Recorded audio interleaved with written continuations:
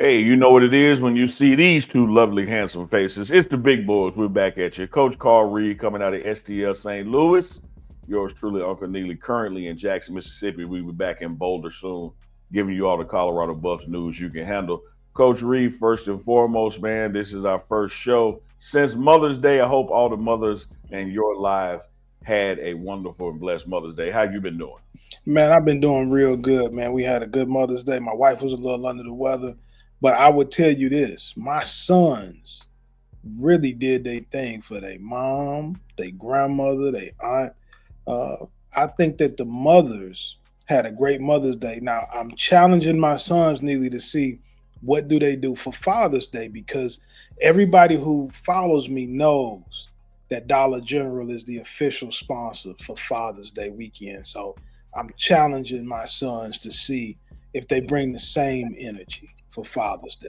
Well, I've learned to temper my expectations for Father's Day, and at least you got Dollar General. I ain't got a damn thing over here. I just get a pat on the back. Hey, but Coach, let's get right to it, man. Episode 2 of the Big Boys for this season. And we got to start somewhere we have never started before, and that's with Major League Baseball. The Mm. commissioner has announced that since Pete Rose's life is over, the lifetime ban is over, and Pete Rose is now eligible for recognitions that, in my mind, he should have gotten years ago. What are your thoughts on this Pete Rose ban being lifted? I think what happened to Pete Rose, Neely, was one of the nastiest things I've seen happen in sports. You're talking about a guy who is the all-time leading hitter in the history of baseball, and to honor him after he died, I think it's a tremendous disservice. I think it's a tremendous issue. I hate that it happened. Pete Rose deserved to be in the Hall of Fame a long time ago. Should he have been punished for the gambling? Yes, but a lifetime ban. He made amends. I just don't like this at all. Anybody who watched Mr. Charlie Hustle play baseball Mm. knew they were watching something special, and I hate that we honoring him now that he passed. And I don't know what kind of closure this gives his family. His surviving family. I'm sure, but it's very disappointing that it ended up that way, in my opinion. Yeah, I agree with you. I think one of the things that's going to happen is not just lift this ban, but he's got to go into the Hall of Fame and go immediately, go first ballot, and pertinently go unanimous. Because I think whatever crimes he committed against baseball, the wrongs were more than righted along the way. I think he suffered, the consequences exponentially, for the gambling on the game, and still remained an ambassador of the game. He was on talk shows, on sports shows, always promoting baseball throughout this process. And, he'll tell you when he agreed to that deal that he didn't realize lifetime meant lifetime and that he thought there was going to be a way in.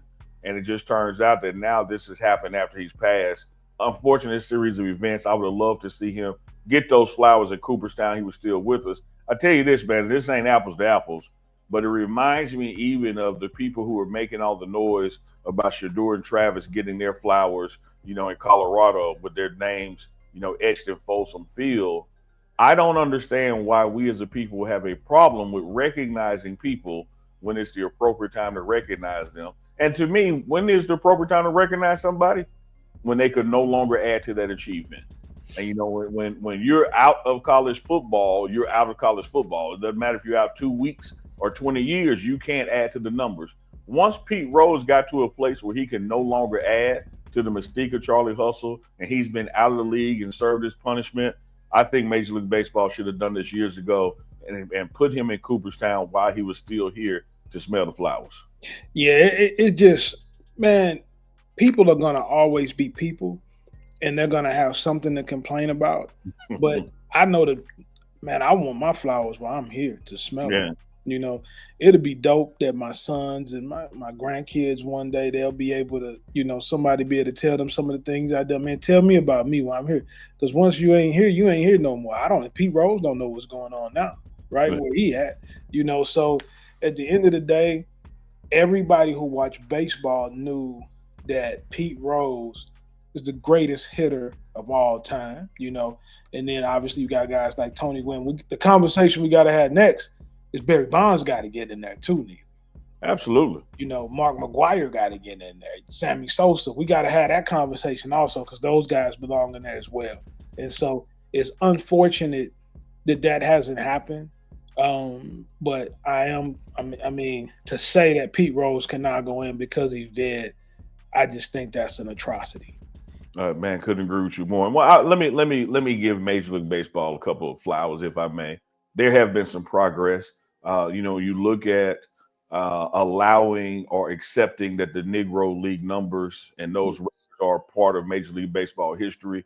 That was a huge thing. And I think what's next, in this quote unquote steroid era that existed, when hell everybody was doing it, to block those guys, man, bring them in and put them in with the asterisk. NFL has stats all over the place. You got stats before the sack was recognized. You got stats after the sack was recognized. Man, let these guys in because what they did for the game while they were doing it was phenomenal, and it was history making, and it's worthy of recognition. But you just got some people, like you said, Coach, they got a problem with everything. Even when we talk about the steroid era, though, when did it start? When did it stop? Mm-hmm. Right? I think that if you have a cutoff, I think it's probably a lot of guys in there already that were also on steroids. They just didn't have the ability to hit 60 home runs, 70 home runs. So I don't think that you can pinpoint those guys because their skill set might have went to a completely different level, right? But I'm sure that there's guys in the Hall of Fame that were also on steroids while they played. And what I don't understand, Coach, is why is all the emphasis of steroids on batting when it's the recovery time of pitching and what they were accomplishing that really needs the scrutiny to me. Well, they got, and to be fair, Roger Clemens is not in there. They got some of the pitchers that's not in there also. But it's definitely some guys in there that say, "Whoo, I'm glad they didn't start, I'm glad they didn't start messing with this people with steroids till I already was in. I'm good now." You better believe it. It's like when the blue lights come on behind you, but they get in the other car, not you. You're like, oh. Yeah, you like, man, your tag expired. Hey, speaking of leagues and commissioners and associations, we got to go to the association, to the NBA, National Basketball Association. Just had the other night their lottery, and here come the Dallas Mavericks with a 1.8% chance to win it, and they won it. It's the draft for Cooper Flags. Amazing statistical anomaly. So much so, Coach, that people are saying, the fix is in. Luka had to go to LA, and so the league is helping him out. When you look at this lottery process and this draft process, what are you seeing out there? Well, I don't know if the fix is in or not. People always think sports fix. Even when I'm watching NFL football, people are always telling me that it's rigged. Yeah. I try to stay away from that conversation, but I do know this. I know Nico Harrison is excited. I know that he's excited because he was getting killed, and now he has an opportunity picking at number 1 to draft a franchise type player. Now, all reports say, well, I'm going to go with Cooper Flag. It remains to be seen if Cooper Flag is going to end up like it's when you put these. Everybody don't always end up living up to the expectations, right? So I wish the best for the young man because we want positivity for all kids. Cooper Flag has been a hell of a basketball player. You got to think he should have been in high school this year. Yeah, he reclassed to go to Duke a year early so he could get to the NBA quicker. He was supposed to be in the McDonald's All-American game, man, playing with high school kids, but he speeded up that process. One thing I will say about Cooper Flag, he works on his game a lot in tremendous condition, tremendous work habits, so barring something crazy happen, I know people have floated around the idea of, do you trade that pick to maybe get a Giannis? I don't know why you would do that. Giannis is 30 years old. You didn't want to pay Luka super max. You would have to pay Giannis a super max to keep him, at least with Cooper Flag. You have the rookie salary cap that'll keep that salary in check, for at least the first 4 years of the deal. So you get a chance to get a rising star to go along with if AD and Kyrie can stay healthy.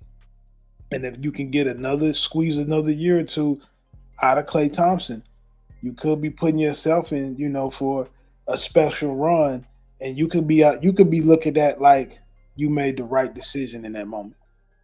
Yeah, I wouldn't let him go. If I got this first pick, I'm going with Cooper and I'm keeping him. I think there's enough parity across the league, particularly in the West, that there are no more quote unquote dynasties.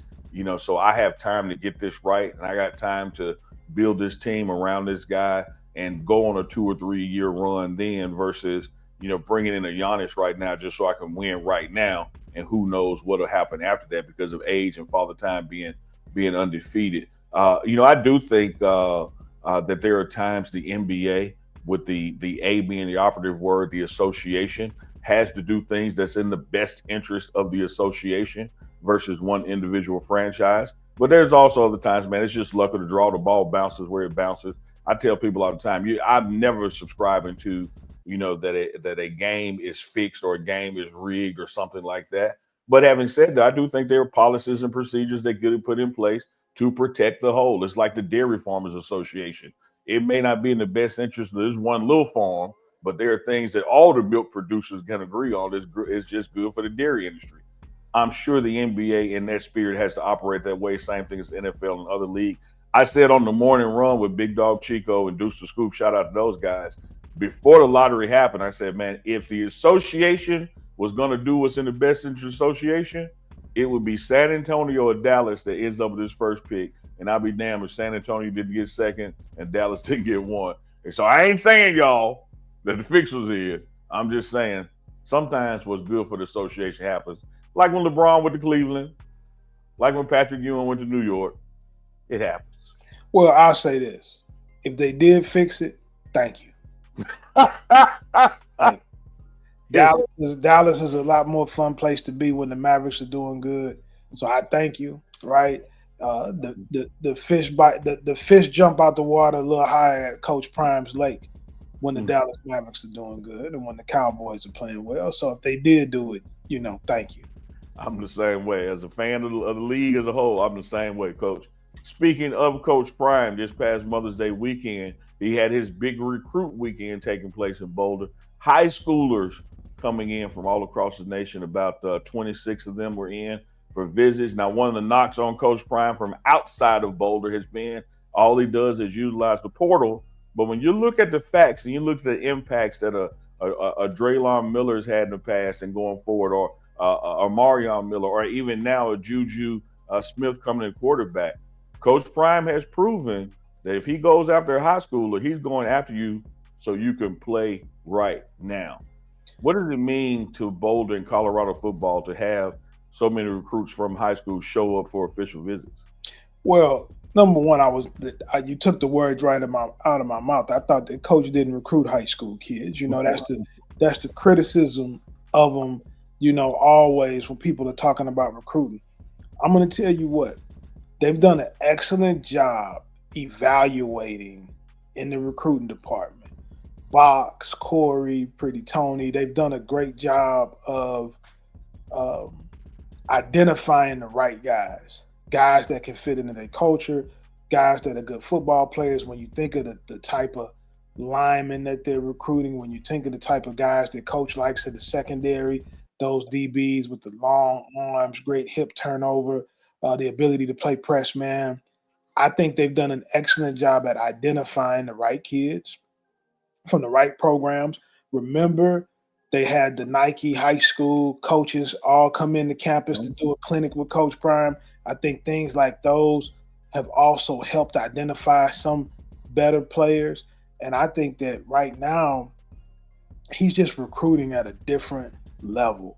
And to have 26 high school kids on campus, and I've watched the tape on a lot of these guys, man, some very, very good football players. And so he has paid attention to high school. And it starts to level out because when he first came in, you had to do a lot of transfer portal to flip the roster. But now things have settled. You're starting to see some really good high school players come into Colorado. And I'm really excited about what they're building in the team that's going to be on the field. Yeah, I like that, coach, and I'm gonna hop on where you started with the evaluation process. When you look at Colorado and it not having the recruiting budget that some of the blue blood schools have in the South, it just puts you in a position that you have got to get it right. You don't have the time or money to waste traveling around the country and doing these visits and picking the wrong guy. You've got to do the homework at your desk and on the phones before you go shake that tree and actually contact a player. So I think that in some ways having less puts them in a position to do more because you don't have the money or time to waste. Like you got to get it right. And that's one of Coach Prime's mantra to the staff is like, hey, we can't afford to miss. If we get guys in here, we got to get the guys that work and can help us now. And I think that just bodes well, for high schoolers who are looking into Colorado because let's be honest, coach, the portal is there.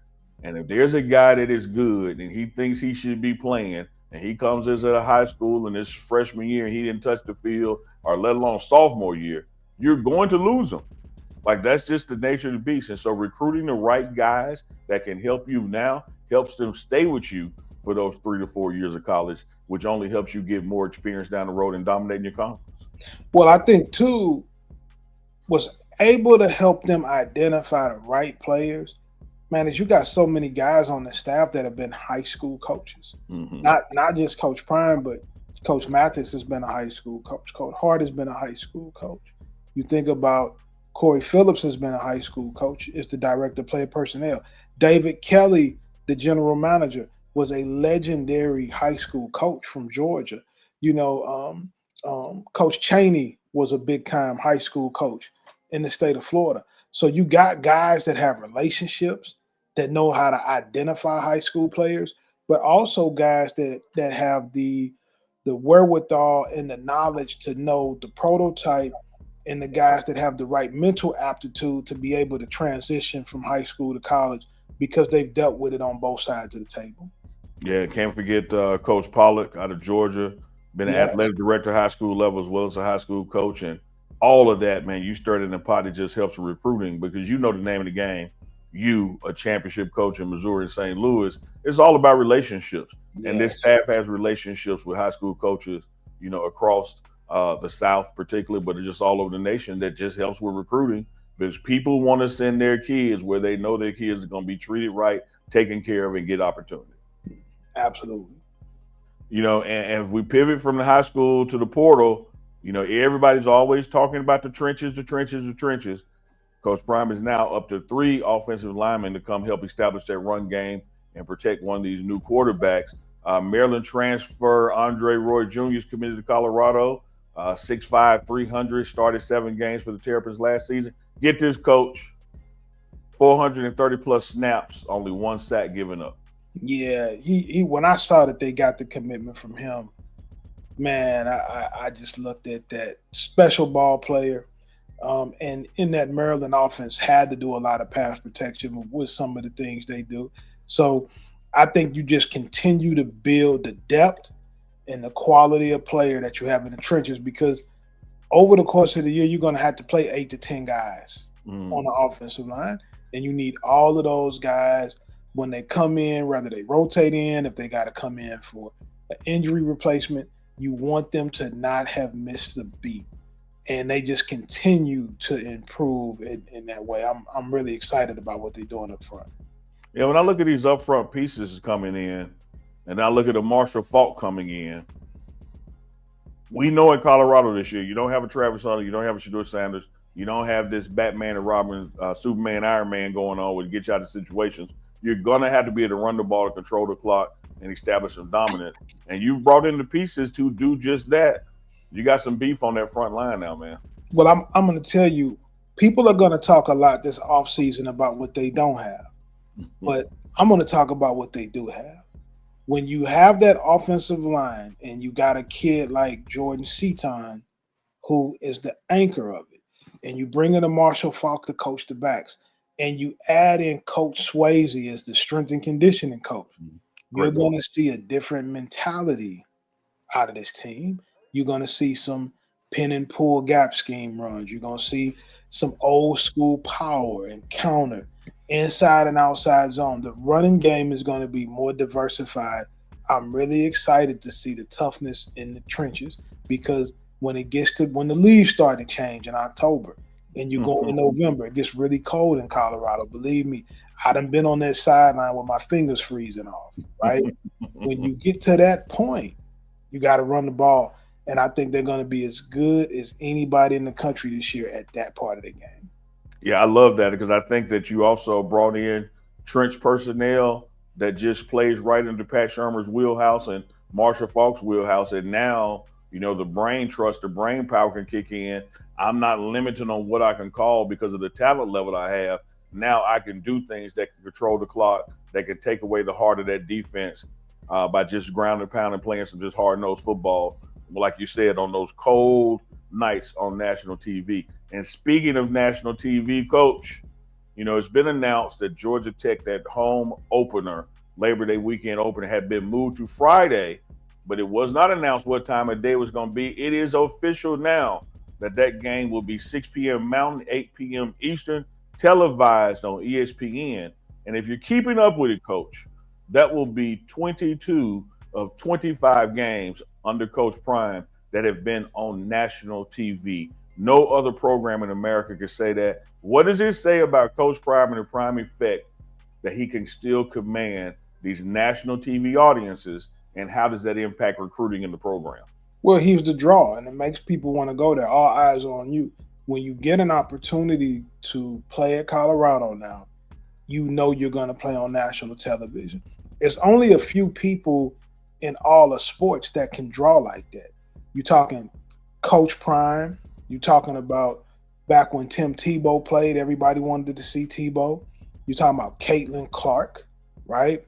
You're talking LeBron James. I mean, it's a short list of people who create that kind of excitement week in and week out, regardless of who they're playing. And Coach Prime has continued to do that since he decided to be a college coach, going back to Jackson State. It's just been electric, and it's a butt in every seat when he steps out there. I don't know a talented person that doesn't want to showcase their talents. And by showcasing the talents, that means people got to see it. And one of the things about if you play in Colorado is everybody back home and around the nation are going to get to see you play because every game is just about on TV. And so I think, man, that just helps you, recruiting with retention, because the emphasis on retention now, because the game with that portal, you got to re-recruit your team every year. You got to talk people in the stand or maybe even talk people going. But one of the feathers you have in your cap compared to other places is not just stuff like the 3 Hall of Famers on staff, the NIL and the path to the NFL, but you literally get to say, hey, man, mama can either come to the game or sit on her couch. She going to see you. Yeah, and I think that's important when you're talking recruiting, because every family is not going to be able to make it to every game. People have to work, even though kids are getting money, you're still not going to blow through all your money on travel, right? And so when you get an opportunity to go somewhere where you're going to be on television every week, it gives you a tremendous advantage. And I'm going to tell you what a lot of NFL coaches are doing on the weekend? Scouts, front office people, they watch those games. Believe me, they see you out there. They watch those games. Man, well said, well said. They sure watch it. Hey, this has been another episode of Big Boys. Coach, I don't know. Maybe we should do it again next week. What you think? We'll be back next week, man, and keep working, everybody. Hey, keep working. You heard it from the championship coach, Coach Carl Reed. It's your favorite auntie's favorite uncle, Uncle Neely. We will be back next week with the Big Boys.